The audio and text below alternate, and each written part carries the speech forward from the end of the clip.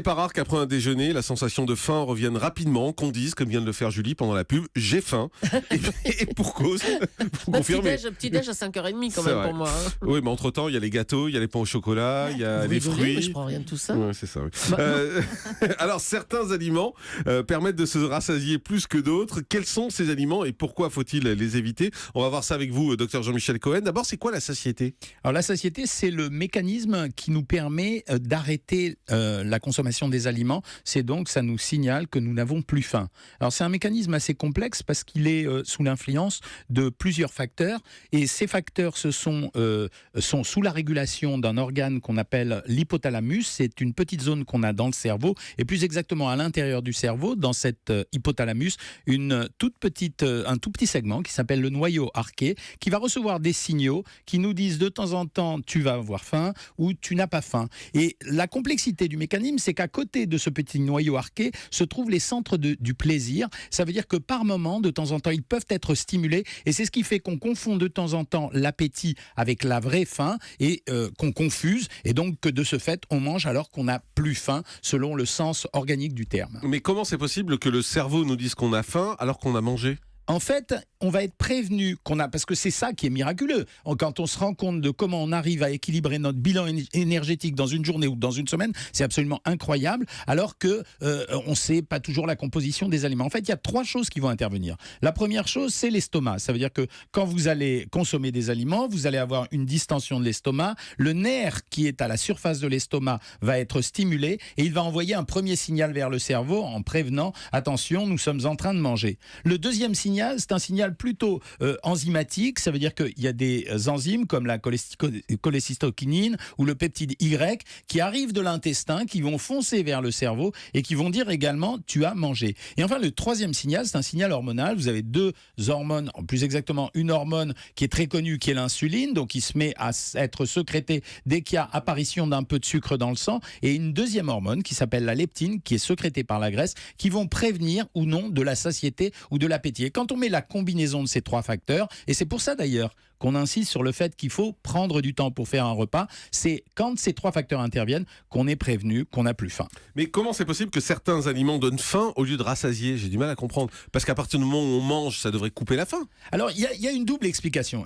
On s'est toujours bagarré là-dessus. Il y a un premier signal qui est le taux de sucre dans le sang. Alors, on s'est toujours dit que quand on consommait trop de sucre, ça appelait l'envie de manger. Pourquoi? Parce que trop de sucre dans le sang... Le sucre, on dit. Voilà, le sucre appelle le sucre, mais par quel mécanisme? Simplement, trop de sucre dans le sang entraîne une sécrétion de l'insuline. L'insuline fait rentrer le sucre dans les cellules, mais en même temps, il va aller jusqu'au cerveau et il va dire nous avons faim parce que nous sommes en train de faire rentrer le sucre dans les cellules. Le deuxième mécanisme, et là c'est vraiment important parce qu'il y a eu récemment des études intéressantes là-dessus, c'est le taux de graisse qui circule dans le sang. Et on pense qu'avoir un minimum de taux de graisse, et notamment des oméga 3, pourrait prévenir plus rapidement de la satiété que si on ne mangeait pas de graisse, qui a conduit ces derniers temps à dire faites attention justement à l'équilibre alimentaire, ne consommez pas que du sucre à certains moments de la journée et consommez parfois des graisses. C'est par exemple le cas des gens qui prennent intuitivement des barres chocolatées dans l'après-midi. Alors, on va essayer de lister ces aliments qui, a priori, ne rassasient pas totalement. Vous avez commencé en nous parlant des sushis, par exemple. Alors oui, parce que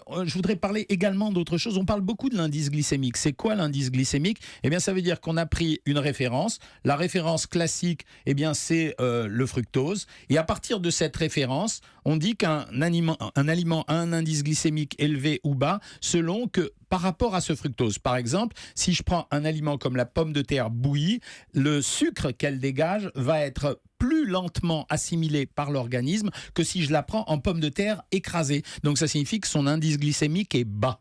Ça veut dire que dès que le sucre passe lentement dans le sang, l'indice glycémique est bas. Donc par exemple pour le riz a un indice glycémique élevé, donc il amène le sucre rapidement dans le sang. Et s'il amène le sucre rapidement dans le sang, il provoque la sécrétion de l'insuline. Donc plus un aliment a un indice glycémique élevé, plus il est susceptible de ne pas nous rassasier. Or, dans les sushis, vous allez utiliser du riz blanc avec un indice glycémique élevé et vous ne pouvez pas bénéficier de l'effet des protéines car la quantité de riz par rapport aux protéines est supérieure à la quantité de protéines et vous n'avez pas les graisses. C'est un peu compliqué votre histoire. Ça veut dire, pour essayer de simplifier, ça veut dire que quand on prend par exemple du riz, il y a beaucoup de sucre à l'intérieur, le sucre passe rapidement C'est ça, dans notre corps. Alors- et très vite, notre corps nous dit qu'on n'a plus faim. Exactement. Alors qu'en réalité, on a encore de la place entre eux. Exactement. Pour faire Et simple. c'est pas forcément dépendant de la quantité de sucre de l'aliment, c'est dépendant de la façon dont il va être absorbé par l'intestin. Et ça fait toute la différence. C'est pour ça qu'il y a des calories vides. Les calories vides, c'est typiquement les sodas. Pourquoi ? Parce que le sucre arrive en masse d'un seul coup. Il n'y a même plus d'indice glycémique à réfléchir. Le sucre arrive en masse et il va augmenter l'appétit. Et c'est pour ça qu'on appelle ça les calories vides. Et les sushis, c'est pour ça qu'on en mange 10, 11 par exemple, et on n'a plus faim. Alors qu'en réalité, on pourrait en manger plus, mais notre corps nous envoie l'info qu'on n'a plus faim. Exactement. Et alors, ce qui va faire la particularité, c'est que quand vous regardez un repas japonais, vous observez qu'on vous sert toujours une soupe miso. Ouais. Eh bien, la soupe miso, on vous la sert avant. Pourquoi ? Parce que la soupe miso, elle est faite avec des petits bouts de tofu, ça veut dire des morceaux de protéines relativement importants. Enfin, il y a une quantité de protéines importante. Et donc là, ça augmente la satiété, car les protéines ont le pouvoir d'augmenter la satiété, ce qui a été vérifié quand il y a eu la folie des régimes hyperprotéinés. Mais est-ce que c'est pareil, par exemple, puisque vous avez cité le riz, est-ce que c'est pareil avec les céréales de pain blanc, quand on prend du pain blanc? C'est exactement C'est la même chose. On va parler de deux choses. Donc, le taux de sucre que vous avez dans le produit, plus il y a de sucre, plus ça va appeler l'appétit et donc limiter la satiété. Et plus l'indice glycémique du produit est élevé, et plus vous aurez faim.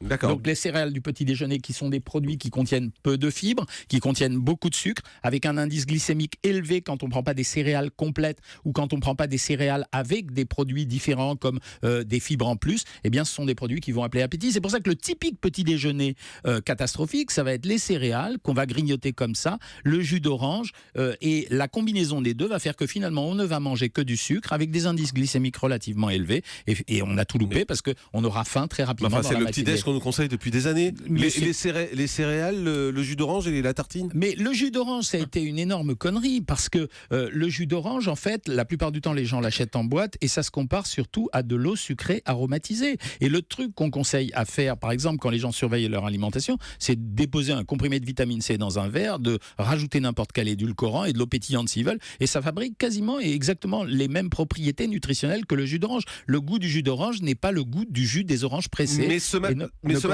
vous dites aux parents, par exemple, d'arrêter de donner des céréales le matin aux gamins? Mais les céréales, la problématique des céréales, c'est qu'elles étaient faites pour remplacer le pain. L'indice glycémique de la plupart des céréales du petit déjeuner, pas toutes, l'indice glycémique est beaucoup plus élevé que l'indice glycémique du pain. De surcroît, quand les enfants prenaient du pain, ils prenaient des boissons et auparavant, on leur donnait un chocolat au lait, on leur donnait des produits, la plupart du temps lactés, qui alimentaient. Ça veut dire que c'était pas des calories vides. Et là, maintenant, c'est la brique de jus d'orange, les céréales qu'on grignote et tout le monde est content. Mais en fait, c'est pas un très bon petit déjeuner. Il y a une chose, moi, qui me donne faim aussi quand j'en ai mangé souvent, c'est les hamburgers. Quand vous prenez un hamburger, vous n'avez plus faim. 2 heures après, vous avez faim. Alors c'est normal? là, ça va dépendre. Il y a deux choses. Il y a deux types d'hamburgers. D'abord, les pains industriels qu'on utilise dans les hamburgers sont souvent des pains qui sont enrichis en sucre. On l'a dénoncé à plusieurs reprises. Mais surtout, l'accumulation trop rapide du produit, parce qu'en fait, c'est une forte densité nutritionnelle qui est avalée rapidement, fait que ça nous empêche de ressentir les signaux de la satiété. Alors, ça va dépendre quand même de l'harmonie du hamburger. C'est-à-dire s'il y a une quantité de viande relativement importante, ce qui n'est pas souvent le cas, d'ailleurs, sauf dans les hamburgers type artisanaux, avec un petit peu de fromage, ça marchera quand même. Mais si ce sont les hamburgers de fast-food, on est quand même plus limite là-dessus. Alors, il faut vraiment choisir. C'est justement la question qu'on a au standard. Bonjour Rémi.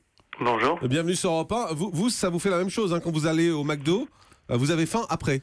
Sauf que je vais au McDo, je prends un menu et 1 heure après j'ai faim. Du coup aujourd'hui quand je vais au McDo j'ai tendance à prendre plus qu'un menu, mais j'ai toujours faim 1 heure après et je me demande pourquoi. Pourtant c'est très copieux le McDo. Mais c'est très gras. Le menu, c'est-à-dire avec les frites, avec la boisson? La boisson, les frites, le hamburger, et si au passage je peux prendre un dessert, je prends un dessert aussi, oui. Alors, Dr Cohen, c'est normal qu'il ait faim après? C'est toute l'ambiguïté de ces fast-food, pas seulement McDo, parce qu'ils servent souvent de symbole. C'est que d'un côté, vous avez des produits qui peuvent parfois être vraiment bien équilibrés. C'est le cas chez McDo, par exemple, du Big Mac. Contrairement à ce qu'on pense, le Big Mac est un produit équilibré. Je teste pas en termes de goût, je raconte pas les symboles que ça véhicule, etc. Mais par contre, l'association de ce produit avec des calories vides, par exemple, quand vous prenez un soda sucré, il faut pas oublier que vous avez absorbé 35 grammes de sucre, c'est-à-dire 7 carrés de sucre. Et quand vous prenez un dessert sucré, vous êtes gourmand, mais vous avez absorbé encore du sucre, c'est-à-dire que la combinaison d'ensemble du produit fait que finalement, vous désharmonisez le produit. Et qui est capable ici de se contenter de prendre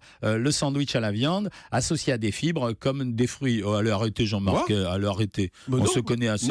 C'est ça. On va reparler de la banana split comme l'année dernière. Arrêtez, mais je prends 2 hamburgers et pas de frites. Ah oui, d'accord. C'est bien ça. C'est une autre stratégie. Mais vous avez faim après? J'ai un peu faim après. Bon, mais c'est un problème pathologique grave. L'alcool, est-ce que l'alcool, ça désinhibe et ça donne faim? Terriblement. Alors par contre, contrairement à une idée reçue, l'alcool ne contient pas de sucre. Quand on revoit, mais oui, quand on regarde les taux de sucre dans le vin, etc., à part les vins liquoreux et la bière qui contiennent... champagne, c'est pas... Non monsieur, entre 3 et 5 grammes de sucre pour 100 grammes, alors que le vin rouge, le vin blanc, etc., contiennent des zones de sucre qui sont relativement faibles, mais ça ouvre l'appétit parce que ça désinhibe. Encore une fois, ce sont des calories vides qui ne s'expriment que par la chaleur et ça stimule les systèmes hormonaux de façon négative. Voilà, vous savez tout, vous arrêtez de manger, vous arrêtez de boire, vous faites plus rien. C'est Voilà, les conseils du exactement. docteur Cohen.